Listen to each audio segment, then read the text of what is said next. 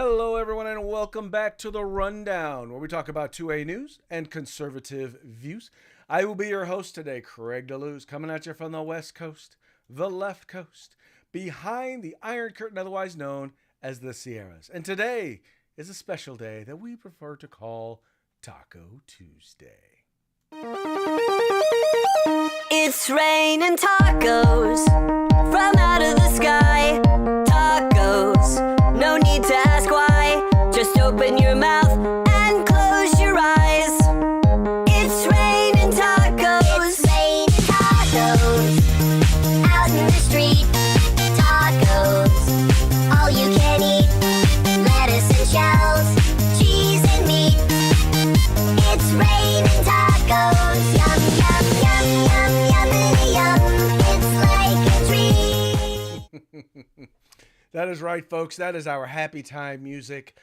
Taco Tuesday is the day on which we celebrate multiculturalism and diversity the way it should be celebrated in America, where all things, no matter what part of America's roots it comes from, become American. And there are few things that epitomize that celebration of diversity than the taco. I mean, think about it. We've developed a whole restaurant chain, or two restaurant chains now that I think about it, around the idea of the American taco. You have Taco Bell, which anybody who thinks that Taco Bell is Mexican food, well, you got major problems there. Just tell me what part of the Mexican food is a chalupa. Anyway, but that's a whole nother thing. And then we've got the low budget version, which is Del Taco, which once again, not really Mexican food, but it is what it is. In any case, we celebrate once again the idea of putting meat together, various different types of meat with any type of shell or tortilla or bread or whatever you want to call it. Anyway, but we love celebrating Taco Tuesday primarily because I think we like the song. Maybe that probably is probably just about it. But anyway, there's a lot of stuff in the news today. Apologize about yesterday. We were having some internet issues. Or let me clarify. I was having some internet issues here in the home base, Casa de Luz. And unfortunately, anyway, we've got those rectified. But today Mike does his Civil Air Patrol. So unfortunately, Mike wasn't able to be with us today. So it's just going to be us. But you know what? We always have a good time. Every single time. It's just us. Make sure that you make your comments. However you are watching, please make sure tune in or chime in, and we will make sure to include your comments as a part of the program. All right. Before we get into today's program, let us start with a quick shout out to our sponsors. And we're going to go ahead and we're going to start with Hitman Industries. If you're looking for a rifle or pistol length barrel, Hitman Industries is the place to look. So check them out today. By the way, they have Glock barrels coming in. So soon they're going to have Glock barrels. So stay tuned. We'll let you know as soon as they do. But go to hitmanindustries.net. Whether you're looking to do a rebuild or where you're looking to rebuild your current rifle, make sure you look at hitmanindustries.net. Then we've got the California Republican Assembly, otherwise known as the conscience of the Republican Party. That's what Ronald Reagan referred to them. It is the largest and fastest growing grassroots conservative organization in the state of California. Yes, there are conservatives in the state of California. In fact, I would say there are more conservatives in the state of California than anywhere else in the country. Maybe not as a percentage of population, but in terms of sheer numbers, yeah, we got them. We're number one. We are number one. Anyway, but check us out, cragop.org. That's cragop.org. If you want to be a part of California's future today, join CRA. And then we've got Hog Holsters. That's HAWG Holsters, helping Americans wear guns. If you're looking for a concealed carry holster, if you're looking for a tactical holster inside the waistband, outside the waistband, folks, they've got the holster. Whatever your setup is, whether you have opticals on there, whether you have lights on there, trust me, they can hook you up. They've got the holster that you've been looking for. Go to hogholsters.com. Make sure you use discount code The Rundown, all caps, no spaces, and get your discount today. And then finally, we've got uscombatgear.com. That's right. If you're looking for outdoor gear, camping gear, tactical gear, you're looking for boots, you're looking for tactical pants, you're looking for helmets, glasses, you're looking for backpacks. Trust me, whatever you're looking for, they have it. Not only do they have it, but they've got a giant selection. They've got great prices, fast shipping. Veteran owned and operated. USCombatGear.com. By the way, let me make sure to point out, in case I haven't pointed it out before, all of our vendors, with all of our advertisers, with the except CRA is a supporter of the military, but otherwise our others are all veteran owned and operated. Support them as they have supported our rights and our freedoms here in these United States. All right, and with that, we're going to go ahead and get into today's stories. This first one is the very definition of irony. I got to tell you, it made me laugh as soon as I saw it. It's kind of hard because it really shouldn't make you laugh, because the idea of a federal agent, of someone who works, whose job it is to enforce the law here in these United States, the idea that they would be colluding with a foreign government is sad. It is unacceptable, but yet and still, the fact that that this was the very same. Well, let me pull it up here real quick. It says here, and this is according to the New York Post, a disgraced FBI official who probed Trump-Russia ties set to plead guilty to illegally working for Russian oligarch.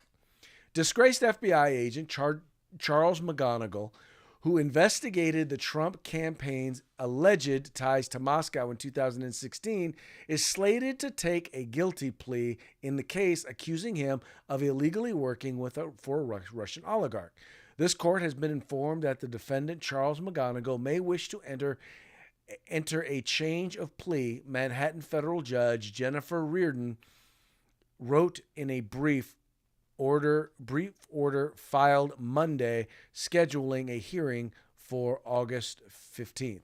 McGonigal, 54, a former top FBI counterintelligence agent based in New York, was indicted in January on charges including money laundering and violating U.S. sanctions by working for a Russian billionaire and business magnate Oleg Deripaska, including trying to get him taken off the U.S. sanctions list.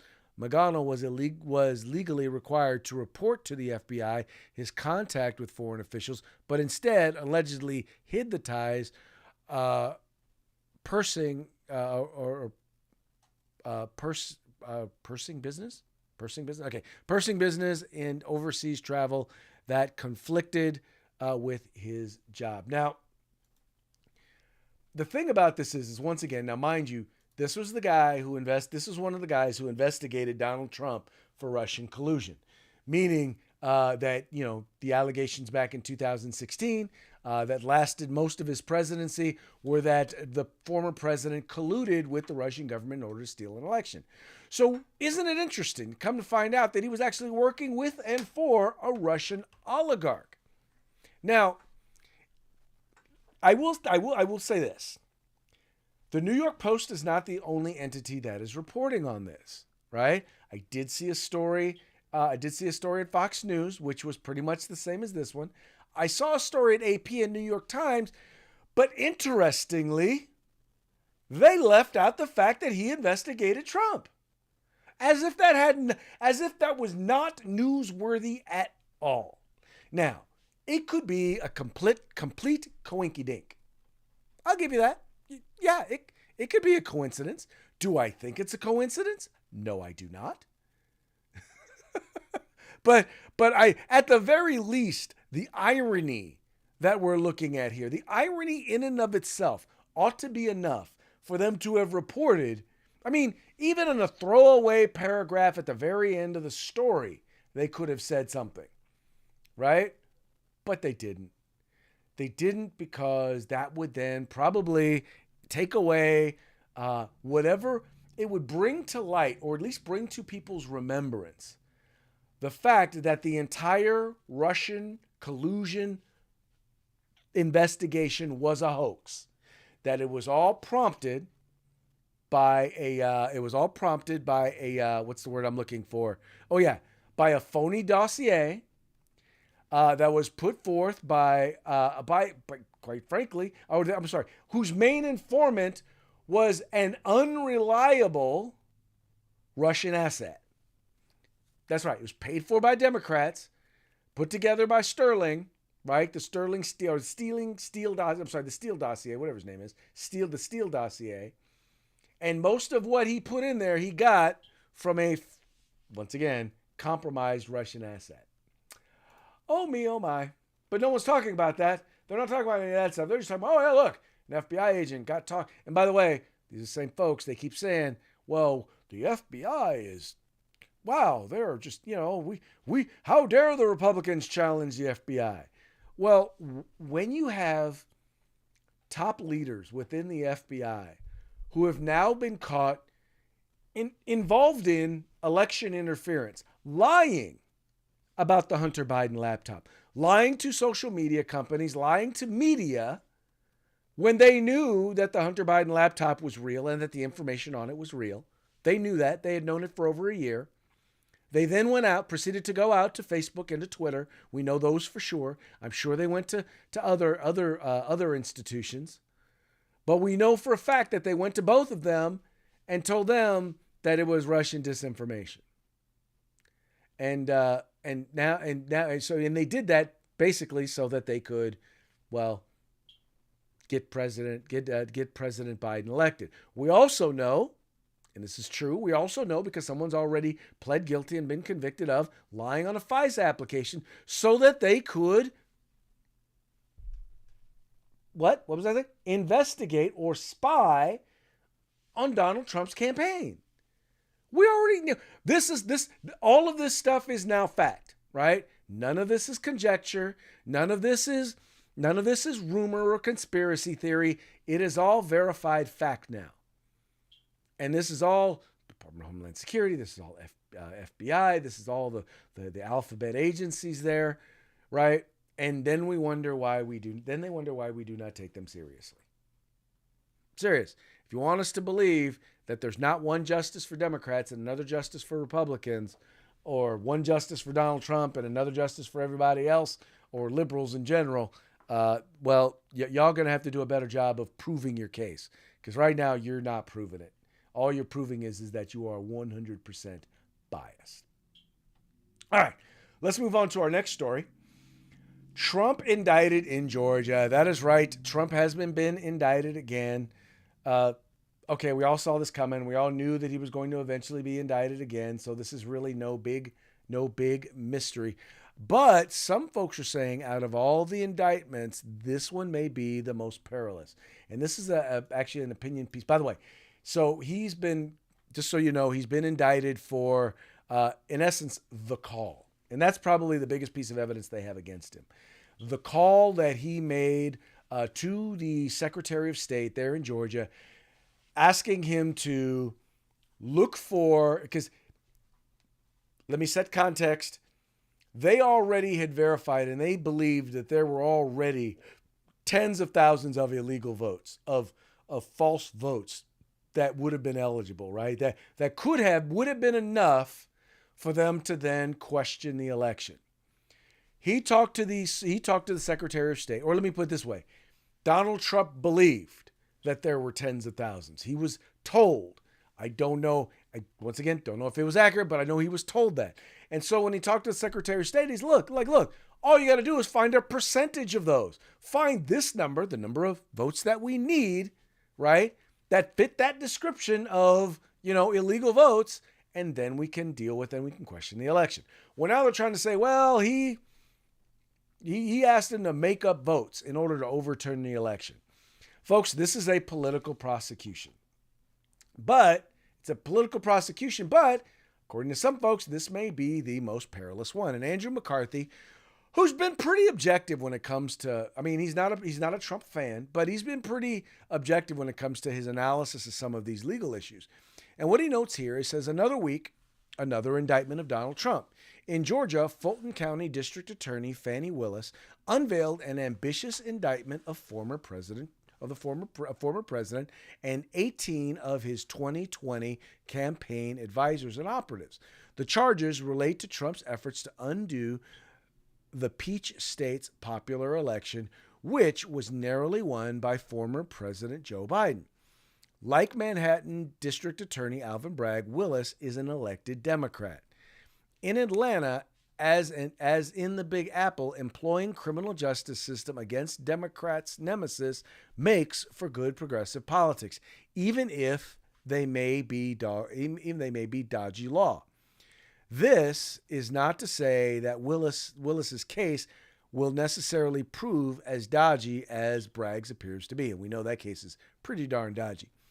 It says here, in the Soviet tradition of Lavernity Beria, Bragg started out with a man he was targeting, then scoured the penal statutes to find a crime to pin on him. The result is an embarrassing effort to convert a bookkeeping irregularity that harmed no one, and that may not even have been a misdemeanor, into 34 counts of falsifying business records. In theory, Trump could be sentenced to over a century of imprisonment in a case brought by a paradigm of progressive prosecutors whose default position is to refrain from prosecuting more serious crimes that plague New Yorkers. Willis, by contrast, is probing serious misconduct, a duplicitous and heavy-handed schemes by which Trump tried to remain in power despite losing the election. She can plausibly maintain that she is investigating Trump based on what he did, not who he is. The question is whether what he did is what he amounts to criminal offenses. And that's the big issue here, folks, is in the end, is what he did amount to a criminal offense?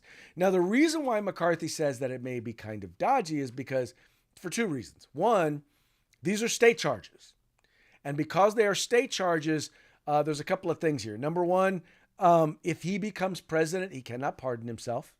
In fact, the governor, who is no friend of his, mind you, the governor of Georgia, even though he is a Republican and may be predisposed because of his party affiliation, may actually consider pardoning him, but nope, there's no mechanism by which he can pardon him there in Georgia. So in the end, it's going to be a really tough one. Now, the other thing is going to be this, is that there's a whole bunch of co-conspirators. So in other words, there's 18 other people who are being charged.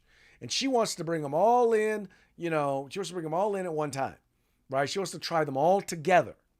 Now, the goal I think she's going for here is she wants to try and get some of them to turn on him, right? And because you got some people who clearly misrepresented or lied. Now, the challenge you're going to have here is, once again, you're going to have to prove that he knew. You have to prove that the president knew or was his intent when he called was to get them to steal votes. I mean, that's really kind of the big thing. It's also, if it's being held in Fulton County, you can imagine it's going to be an anti-Trump jury because, well, Fulton County is the most liberal county there in Georgia. And once again, like I said, he has no way, there is no pardon status, right? There is absolutely no way that he could potentially be pardoned. Like the D.C. case, that first of all, that's a federal case. So if he were to get convicted and he were to win election, he could, in theory, pardon himself. Not exactly going to be the case here. In any case, this could be a very, very dodgy thing for him. This could be a very difficult one for him. But I've heard a number of commentators raise this question, and I have to ask the very same question. Now, the crimes for which he is being accused in all of the indictments, some of them date back to like 2009, 2015, 2018. How is it that every single one of these investigations seem to wrap up and turn into indictments in 2023, like right as the presidential campaign is beginning? And then at the same time, manifesting into him having to defend himself in court. We're talking about court trials. that are going to take place during the bulk of the 2024 presidential election. We're talking, he's got 91 charges so far that he's got to defend himself. Now, running for president in and of itself is going to be one of the hardest, most time-consuming things that anyone is going to do. Between fundraising, between meetings, between meeting folks, between events, between constituent stuff, and by the way, I'm assuming he's still running his businesses. Now he's got to be in court defending himself in, I believe, 4 different trials from 91 different charges. You cannot tell me that this is not politically motivated. Absolutely, positively cannot convince me that this is not politically motivated. I'm not saying that he did it or didn't do it.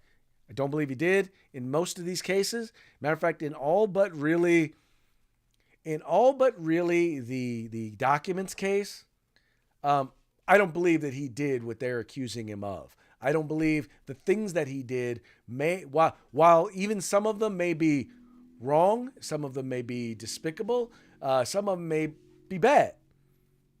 But I do not believe that they constitute crimes. Crimes for which someone should be put on trial and potentially be put in jail for the rest of their life. Now, the documents case, it's one where I will just say this. It's a question of prosecutorial discretion. It's one in which a precedent was set when Hillary Clinton, who did pretty much the exact same thing, had documents she wasn't supposed to have, had them where she wasn't supposed to have them, not only refused to return them, but tried to hide the fact that she had them. In her case, by wiping a server, by destroying government property in order to hide it. Then FBI Director Comey said, you know what? We're not going to prosecute. No reasonable prosecutor would prosecute because it was heading into a presidential election. The precedent had been set. If you're not going to prosecute her, then how do you then prosecute Donald Trump for the same exact thing? Once again, you can't tell me it's not political. You cannot tell me it's not political. And by the way, and one of the other differences is it's the thing there in the documents case. You've literally got him on tape saying, "Look, see this? Yeah, these were not real these could have been declassified. They weren't. I could have declassified these. I didn't. You want to see him? Now, he's not refuting that was him. I know what you're saying. You're saying, well, wait, deep fake, AI. But Donald Trump is not saying it wasn't him. So, anyway, that's my 2 cents on that whole thing. But needless to say, so in terms of likelihood of being convicted, I think there's a couple of different things. I think you could say that the documents case is most likely because you probably have the most damning evidence and confession. I would say the January 6th case, you can make an argument for because it is before a biased, Trump-hating, critical race theory, DEI, anti-Republican, social justice Marxist judge in a jurisdiction that fits all of those descriptions as well. So pretty much there's a clear bias against him. So whether he's guilty of anything, there's a chance that he could get convicted because they don't like him. And then you've got the Alvin Bragg case, which I think there's absolutely positively no way. I'm just sorry. Even Democrats are laughing and scoffing at that one. Anyway, we shall see how it all turns out. But let me say this, and I know some of y'all who love Trump are going to hate me for this. Once again, I'm not saying Trump is guilty of anything, but I will say this. When you know someone is shooting at you, don't give them ammunition. And the sad part, the issue with Trump is that he has given Democrats so much ammunition to fire at him. And I really don't believe he intends to, but I think it's because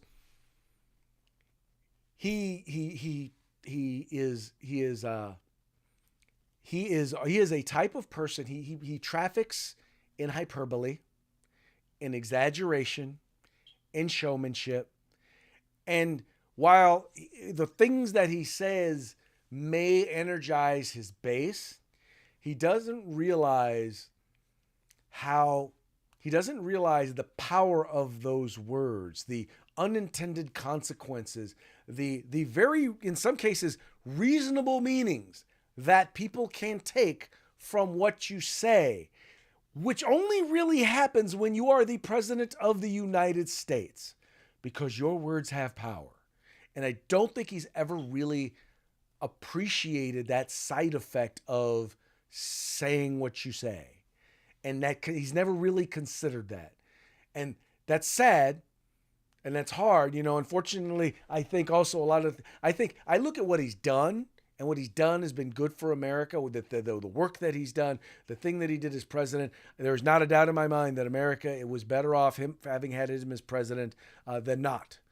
Definitely than Hillary Clinton. But I can't think of anybody who would have been able to do what he did while he was president. So there's that. But I'm also very realistic about who Donald Trump is and his strengths and his weaknesses. And unfortunately and sadly, that is one of his weaknesses. You don't have to agree with me on it. But I think even people I know who love Donald Trump are like, God, why'd you say that? Anyway. All right. This next one is interesting only because, well, it's San Francisco. It involves Nancy Pelosi. And by the way, this is, just so you know, this is not a parting shot. All right. So this is not comedy. This is not a parody. Okay. Check this out. Government employees told to work from home due to rampant crime outside the Nancy Pelosi federal building in San Francisco. For the foreseeable future, bureaucrats urged to stay away from hideous structure in notorious drug haven. What happened? The Biden administration urged hundreds of government employees in San Francisco to stop coming to work at the Speaker Nancy Pelosi federal building due to safety concerns. The 18-story building, which houses various federal agencies and former House Speaker Pelosi's office, sits adjacent to the city's Tenderloin District, a notorious haven for drug-addled vagrants and other violent criminals. Pelosi reportedly raised concerns about the safety of the building's tenants, including members of her staff, in a recent meeting in the U.S. Attorney's Office. What they're saying: In light of the disgusting and unsafe conditions at Speaker Nancy Pelosi building, we recommend employees maximize the use of telework for the foreseeable future, wrote Cheryl Campbell, the Health and Human Services Assistant Secretary for Administration, in an August 4th memo. The San Francisco Chronicle wrote that the building named after Pelosi has long been a locus of some of the city's most intractable problems. Dozens of dealers routinely plant themselves on, next to, or across the street from the property, operating in shifts as users smoke, snort, or shoot up their recent purchases, the Chronicle reported. The property's concrete benches are an essentially popular site for users to get high, socialize, and pass out. Now, what makes this even more? What makes this even more of a ironic? I don't want to say parody, because the fact that San Francisco was a once great city. The fact, though, that this has happened because Nancy Pelosi, Gavin Newsom, Kamala Harris, Willie Brown, George Gascon when he was the district attorney there, or city attorney, or Jessa Bodine, London Breed. San Francisco has become the way that it has become because of Democrats smart on crime policies, which in essence was decriminalize crime, let the criminals out on the street, and tell them if they commit a crime again, they're going to get to stay out on the streets. If you came into the country illegally, you get to stay here. We're going to give you benefits. We're going to give you money. We're going to give you an education, right? No matter what, if you commit a crime, you will get to walk our streets, unless it's a hate crime. Well, let me clarify. If it's a hate crime against Asians, then according to them, you're still okay. Well, if you're black and commit a hate crime against Asians, if you're white and commit a hate crime against Asians, well, then you're in trouble. But I mean, literally,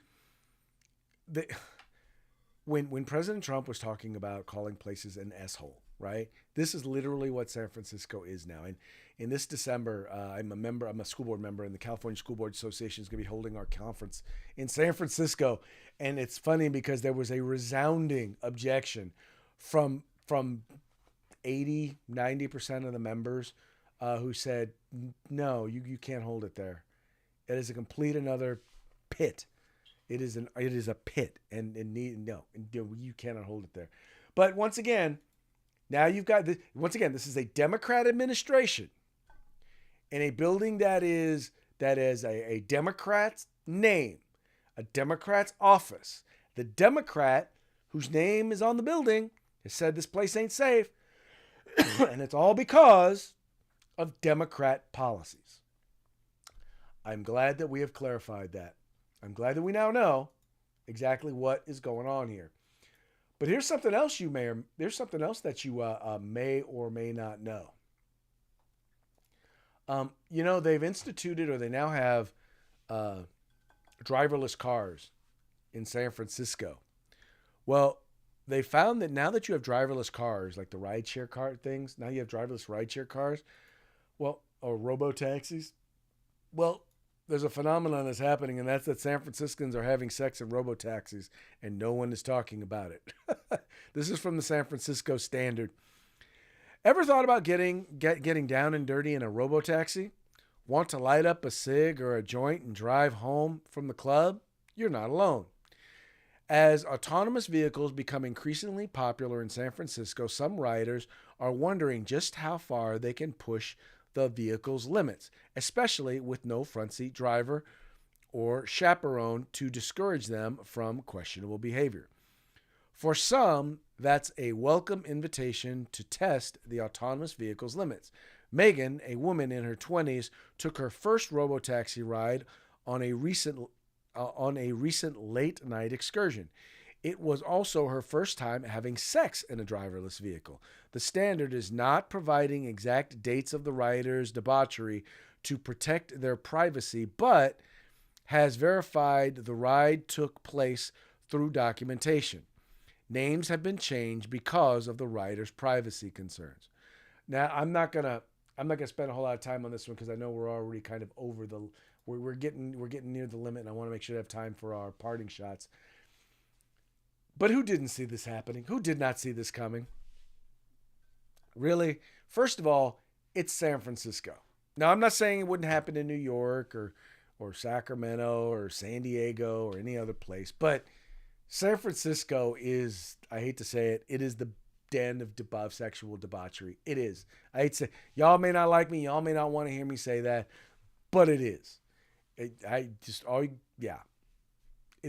There is a ton of evidence if you want me to provide it. Now there may be, let me clarify, there may be evidence of other places. so maybe I want to take that back. But is there anybody, if you're out there, do me a favor, drop me a comment if you are actually surprised that people in San Francisco are having sex in an autonomous vehicle. If you are honestly shocked or surprised, I want to hear from you. So go ahead, leave me a comment, and we'll respond. But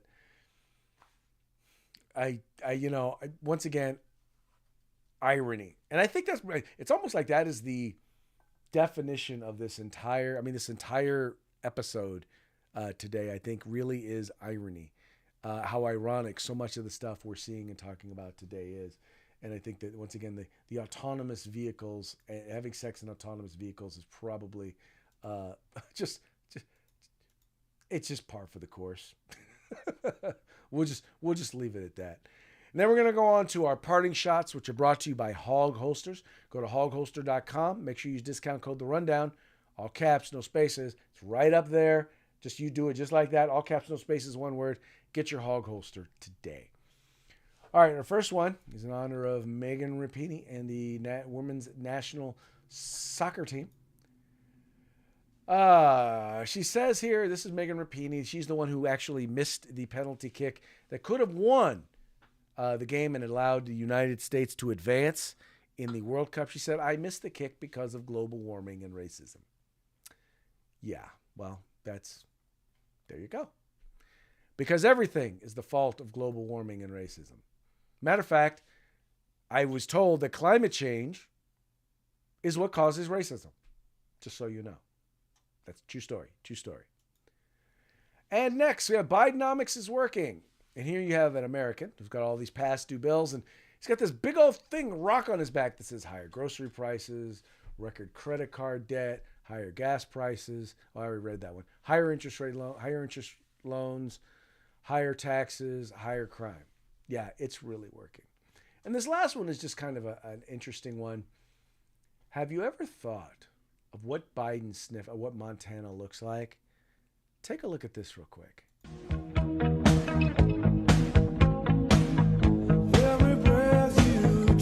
Doesn't Montana look like Joe Biden sniffing Idaho?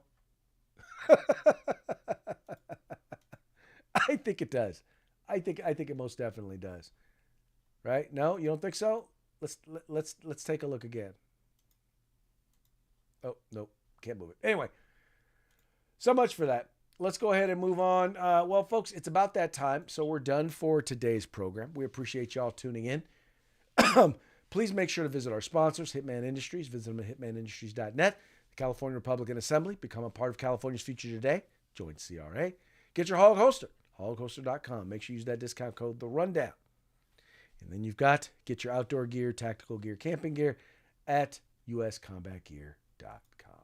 And with that, we're going to call it a day. We very much appreciate you tuning in. We appreciate you liking and sharing the program and encouraging your friends to do the same. We'll be back tomorrow. I'll let you later.